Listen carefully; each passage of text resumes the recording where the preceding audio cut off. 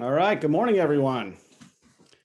David Severance here. Delighted to be with you all again this morning. I see Iris smiling this morning. Nice to see you. There's Wayne. Good morning, Wayne. Hello, everybody. My name is David Severance. If you don't know me, I'm one of the coaches here at Chirag Shah Coaching. I'm the leadership coach, filling in for Chirag today. We'll give everybody just a minute to hop on, but I want everybody to think about how it is you're experiencing the work right now. That is, do you ever feel overwhelmed? Do you ever feel worn down? Do you ever feel just sick of the whole thing and just want to run away for a little while?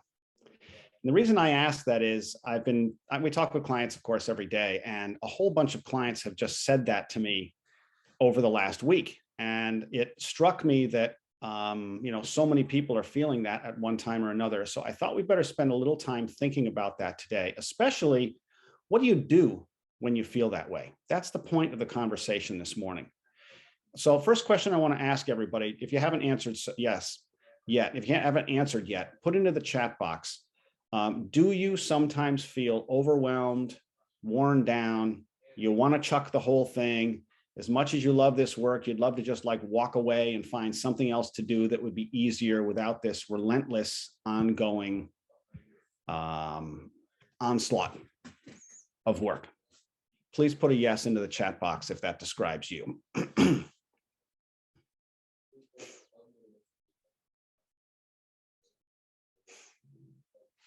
All right, got it. So the question then becomes for me, if you're experiencing this, how much of your daily experience is around this feeling of overwhelm, this feeling of powerlessness, this feeling of things just keep coming at me and all I can do is react to them and just try to do the best I can in managing them.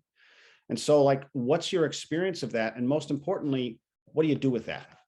What's your strategy for overcoming that? You could imagine that everyone feels the pressure of being in the marketplace today, but we all handle it a little bit differently. And chances are some people handle it a little better than others. That is, they don't end up quite so down quite as much of the time as others do.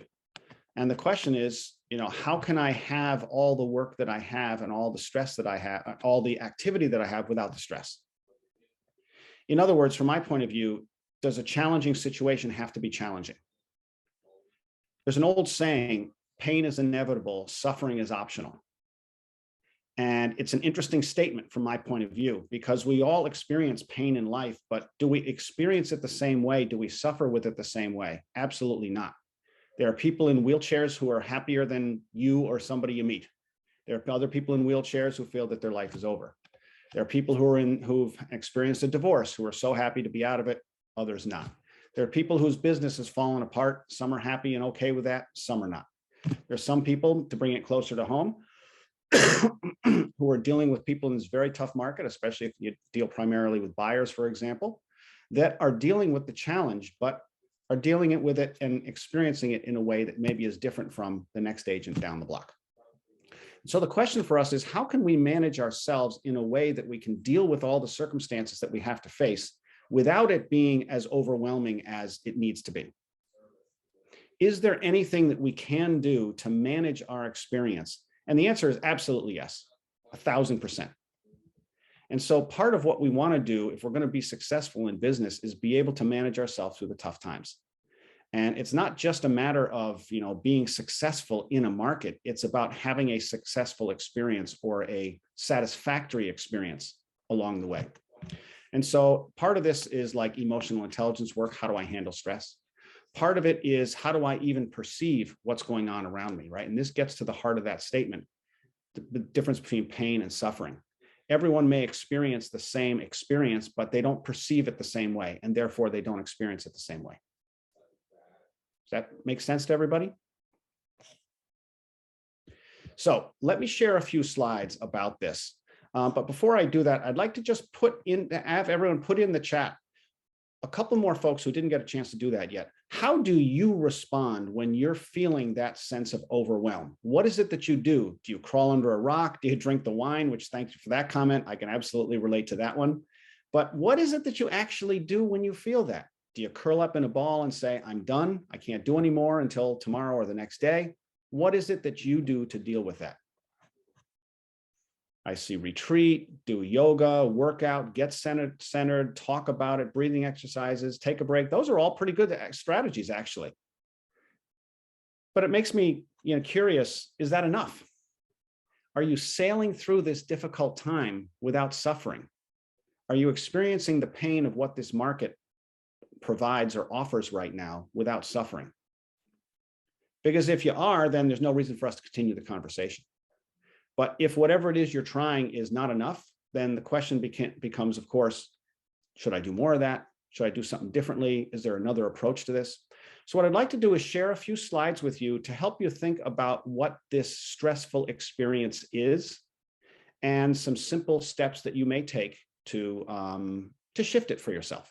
Probably a lot of these things are things you've already done, or perhaps you've already thought of doing or tried. My hope is that there's one thing on one of these slides that's something that maybe you haven't tried that you might feel like, oh yeah, that's something I might try. First, I'd like to define what I mean by stress. All of us say we're very stressed. It's such a stressful time. We're in a stressful market.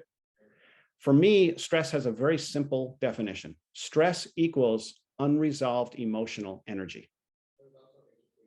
That is, when a situation comes to you, it creates a level of emotional energy within you. Oh my gosh, I'm going to lose this deal.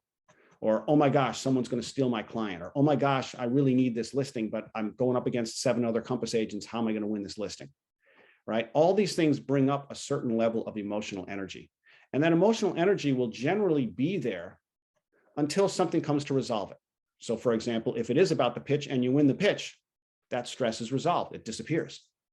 Or if you're afraid you might lose the deal on something, but then the word comes back that the other side has accepted the deal and it's a done deal, suddenly that stress, poof, disappears. But in the time where that stress is there, what can we do? How can we manage that? So let me share a few slides. And if we have time after that, I'd like to hear a couple of comments on not just the slides, but how you successfully navigate this stress that you experience. Or another way to say it is, how do we make challenges less challenging? And this starts with the assumption that a challenge doesn't have to be challenging. And this is the reference to that point about pain and suffering. What's a big challenge? Think about that as you go through this. Here's the reality. Challenges are not inherently challenging. That is, circumstances that we face don't necessarily provide challenge in them. It's simply the way that we interpret those things. This is why one person in a wheelchair can be the happiest person in the world and another person in the wheelchair is miserable. My life is over. This is why one person can sail through a struggling business while another person in the same struggling business is like, this is probably like the end of everything and I might as well just go die somewhere. Right? And so we provide meaning to the circumstances that we experience. And that meaning that we attach to them, or that story that we tell ourselves about them, is what creates the experience we have. And so we're not talking simply about the power of positive thinking. No, I'm thinking more about how do we tend to interpret circumstance around us, and do we perceive risk for ourselves? If we do, then absolutely that stress level starts to come up. Let's go into this a little bit. There are 4 reasons why a challenging set of circumstances might be challenging to you, and they're all different. They're unique. First, you recognize that there's a threat to whatever your goal achievement is. Whether you want to make money and you're afraid that this is going to risk that, or you want to build your reputation in the marketplace and you think that this thing that's happening right now, like a client giving you a bad review somewhere, is going to damage that. That's representing a threat to your goal achievement. And whether you can articulate it or not, you feel it. Second, challenges are often unanticipated, and that's what can make them challenging. We didn't see them coming. Third, the solution isn't a simple one. It's going to require a significant investment of time, effort, or money, or some combination of those. And that could be tough, no doubt about it. Sometimes things come in, especially when it's unanticipated, and then you have to deal with it. Definitely a tough one. Like when somebody good walks out the door, suddenly you're left without that person that you needed, and it's going to take you some time and effort to find somebody to replace that person, for example. And finally, an emotional response. If you feel this emotional response coming up, it's telling you that there's something in there that you perceive as a risk overall. So let's take each of those 4 in turn. Each of these next 4 slides will have a couple of things that you can do to manage those particular things. So let me just go back just so that you know what we're talking about here. So think of these 4 items. In one case, it threatens your goal achievement. In one case, it's unanticipated. In one case, it's going to be a significant cost to you. And finally, there's an emotional element here that's sometimes hard to manage. Each of the next 4 slides will have 3 or 4 steps that you can take in those situations to help you manage through.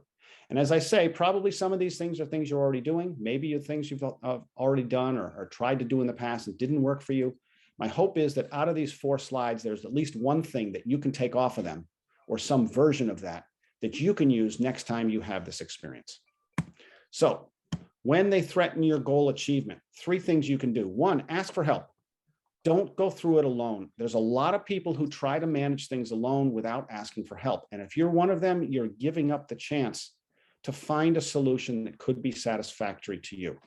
So if you're that kind of person who just kind of like survives by managing things and toughing it out, consider asking for help. It's sometimes you get the greatest help that you didn't anticipate from a place maybe you didn't anticipate, just because you asked rather than not ask.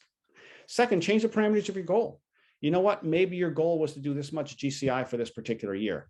And what's coming up for you in all of this is that maybe that's not a reasonable goal given the situation that you're actually facing here today. So maybe you change it. Maybe you reduce the GCI goal. Maybe you reduce your quarterly goal. Maybe you measure things differently. Change your goal, and that can reset your feeling about how you're doing in relation to your goal. Remember, how you feel is always a reflection of the gap between where you are and where you want to be, right? And the bigger this gap is, like a rubber band, the further distance there is, there's more tension in there. So sometimes changing the parameter of your goal can make a huge difference in how you feel about how things are going. Third, try an accelerated brainstorm. An accelerated brainstorm is something you set up ahead of time with 1 or 2 people that you trust, no more than that.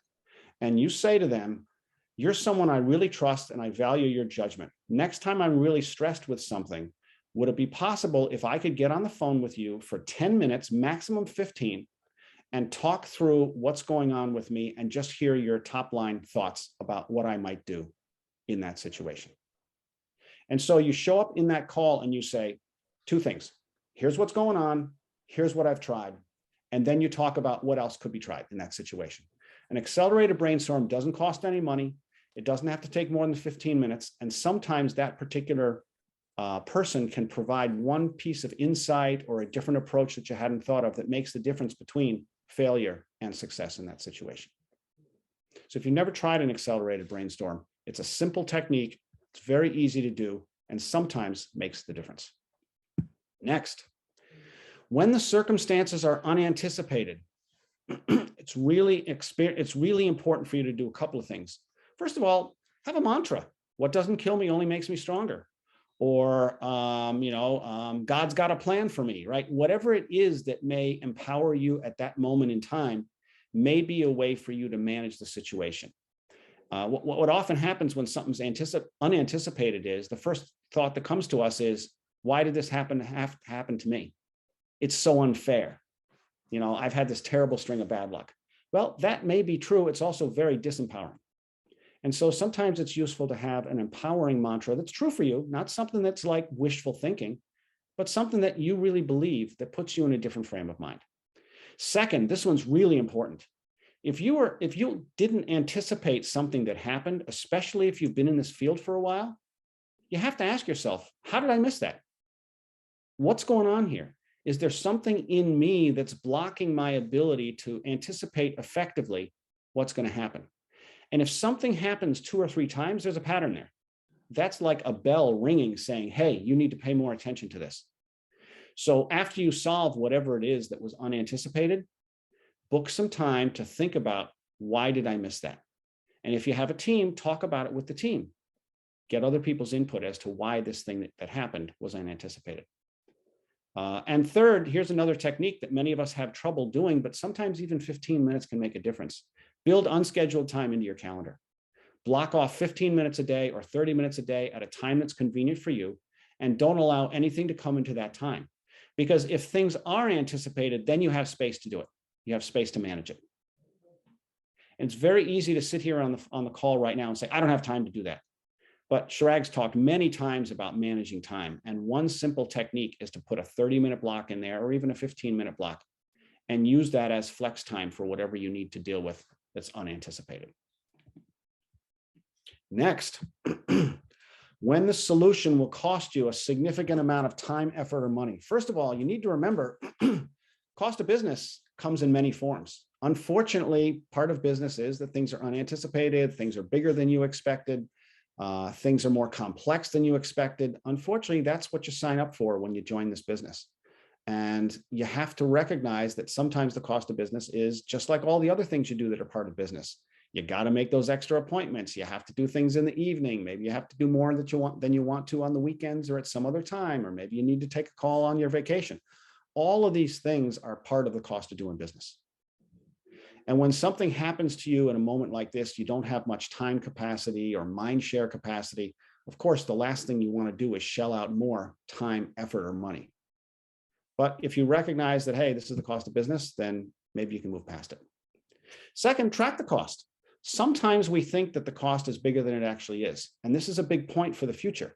If you think that it's going to cost you this much in time, effort, or money, and it turns out to actually cost you this much, next time you don't have to have that same reaction.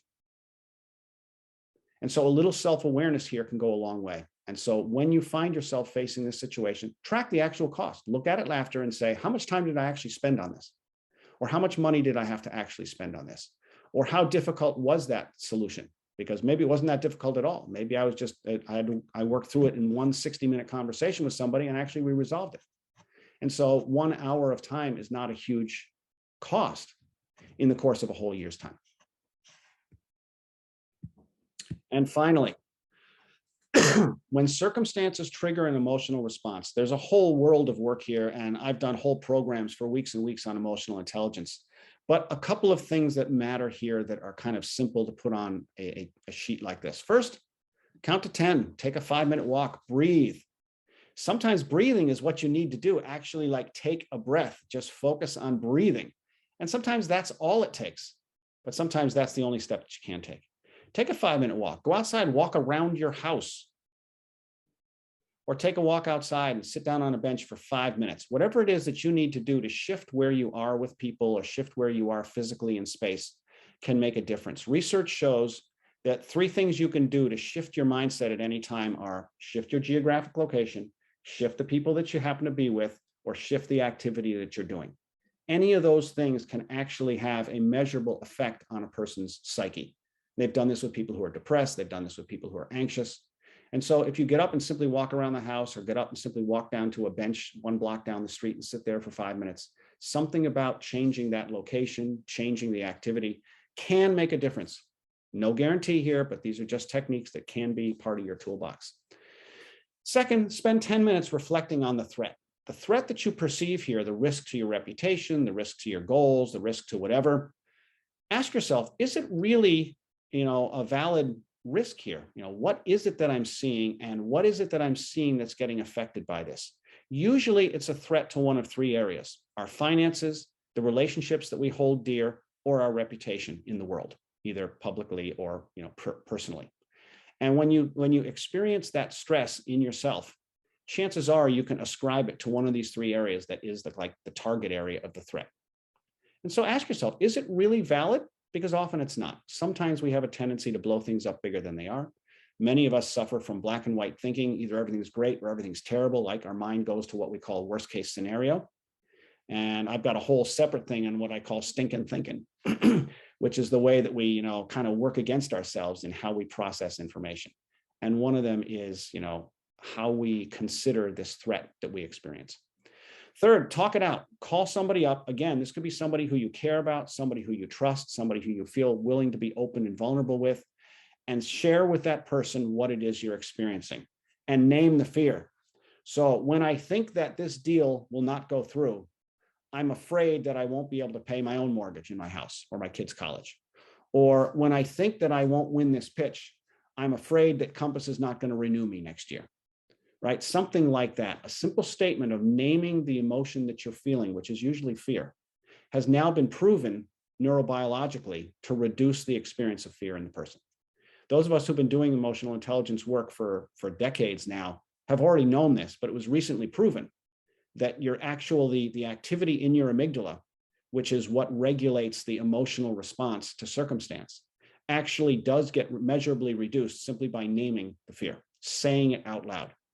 So talk to a business partner, talk to a spouse, talk to another Compass agent that you have a close relationship with, and say, this is what I'm thinking, this is how I'm feeling.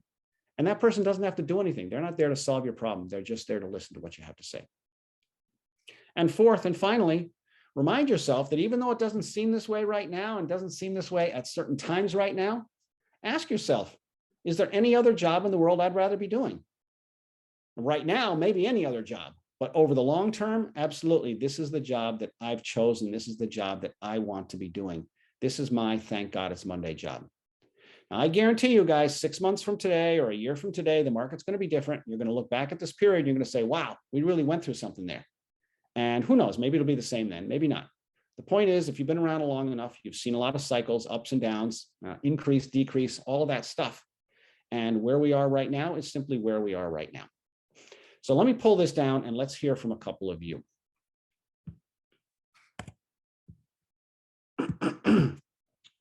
Okay.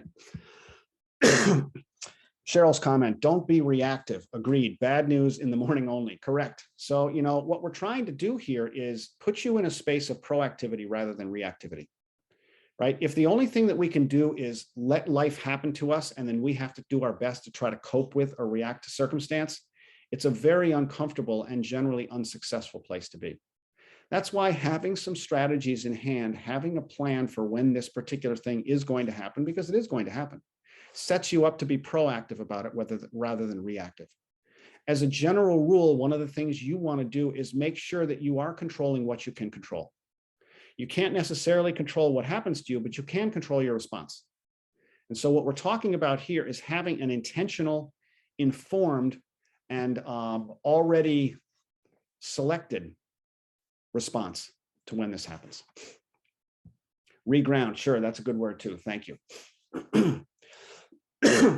So let me ask you, which one of these things that are on this particular chart is something that you have tried that has worked for you? Put that in the chat box, please.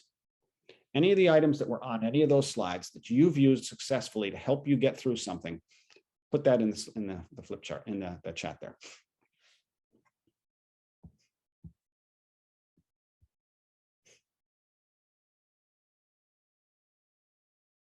Susie, I see you have changed the activity there. How do you do that? What kind of how do you make that change?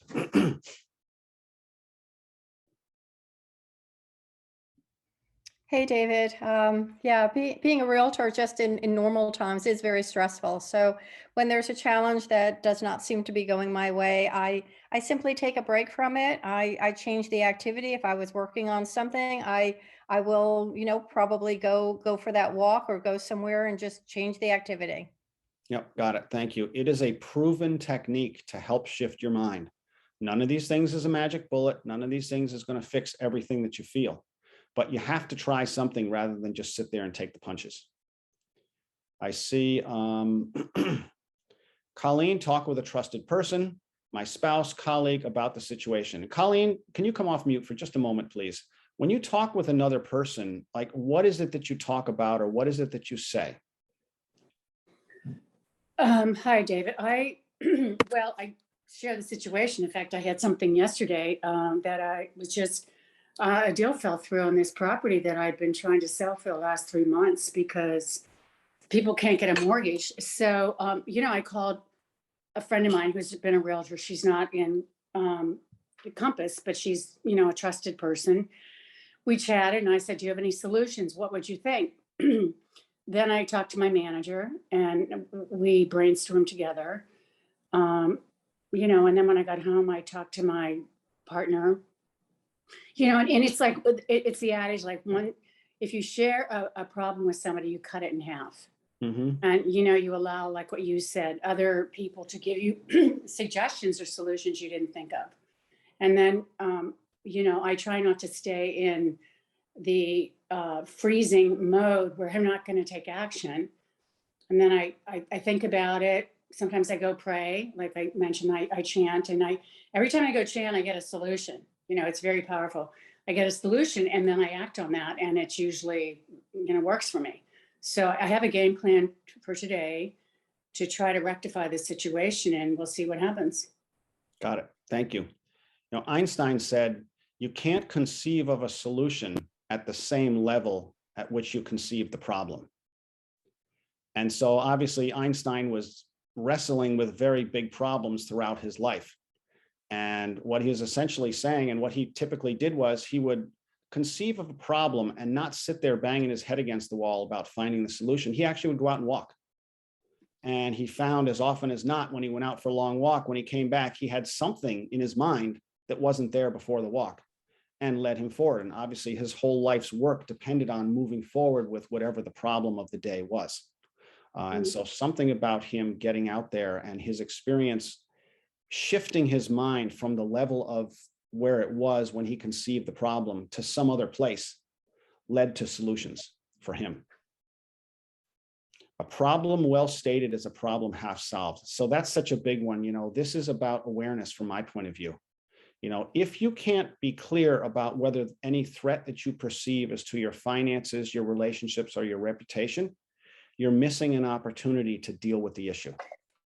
And if you can really say to yourself, what I'm really worried about here is how this particular situation is going to affect my professional reputation, or how this situation is going to affect my relationship with Compass, or how this situation is going to affect my situation with someone else on my team or a key partner in my business. Knowing that gives you a much greater awareness of what it is you're dealing with. And then perhaps the solution becomes apparent. What we find so often is that we just get stressed, we get triggered, and somehow our brain shuts off. And this is exactly what happens when our amygdala gets highly activated. It's what we call this fight or flight response. It's part of this biological response that we have to perceived threat. And what happens at that time is that the prefrontal cortex, which is where it's the seat of higher learning, analytical thought, and reason, actually shuts down. And you could probably understand this when you, if you say somebody who's like really terrified or really upset or really stressed, if you said to that person at the moment that they're really stressed, okay, please take your zip code right now and add the first two numbers together and add the last three numbers together and then multiply them together and multiply by 6 and then divide by 4. What's the answer? They'd probably say, I can't do that right now. I can't do that right now. And what that really means is this function that might be perfectly easy to do at a different time is not possible at that particular time. And this is exactly what happens in the brain when we're triggered. And so something about doing yoga, mindfulness meditation, going for a walk, whatever it is, putting on a piece of music that somehow speaks to you, all these things can take your mind out of this fight or flight response and then allows the resources of your prefrontal cortex to kick back in again. In fact, part of the goal, one of the goals of emotional intelligence work is to shorten the time that we're in that stressful hijack experience so that we can get back to what problem solving is.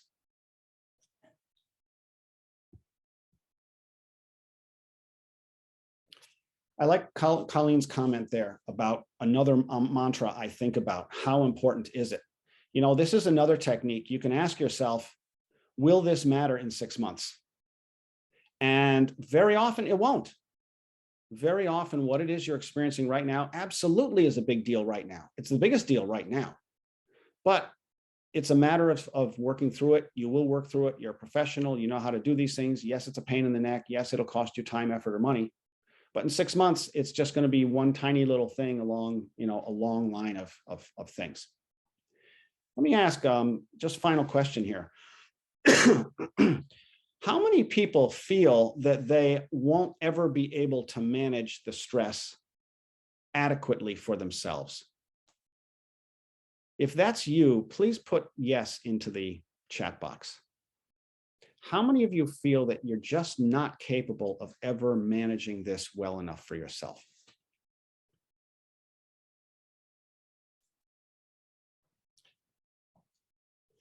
I see 1 or 2 yeses in there. So the point of this is, if you feel that you're able to manage this, in other words, you're not going to say, yes, I can never manage this, then I really want to challenge you to come up with a strategy for that, because you have the possibility, you have the optimism that you have a way to get through this. But what I hear from people day after day after day is, I'm overwhelmed. I can't take this anymore. It's driving me nuts. I'm totally worn down, which tells me that they're not actually managing it as well as they'd like.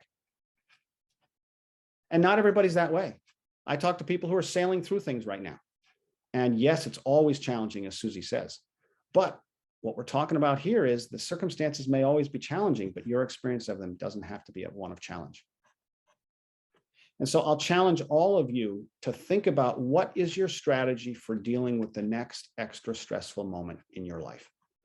Part of that is coming up with a mindset ahead of time, like what doesn't kill me only makes me stronger, or I've seen it all, but I'm still open to learning more about this business. And the next time something happens that never happened to me before, I'll be thankful. Or as the song in Chitty Chitty Bang Bang, where they're building that car that falls apart, the guy says, for every big mistake you make, be grateful, because that mistake you'll never make again. And so that's another way to look at it, right? If that's your mindset going forward, every problem that I deal with is going to teach me something that won't make it a problem after that. And then the second part is having some kind of a response, whether it's anything off of these slides, whether it's something else that's worked for you in the past. But it's always about connecting authentically with what's happening to you right now and then doing something with that. There's nothing wrong with wanting to run away and just push it aside. And sometimes that's a perfectly good response. But sometimes it's not enough. And when it is, you need to have one of your own. So I hope this is good thought-provoking stuff for everybody. I hope you'll go out with something in your mind. Ideally, have 3 different tools to apply next time you have a problem, because one may not be the one that answers it all. But look forward to hearing how you guys navigate through all this stuff. Happy to talk with any of you in Boston if you're going to be there about this or anything else we discuss. And look forward to seeing you all again soon. Have a great day. Get out there and make the contribution only you can make.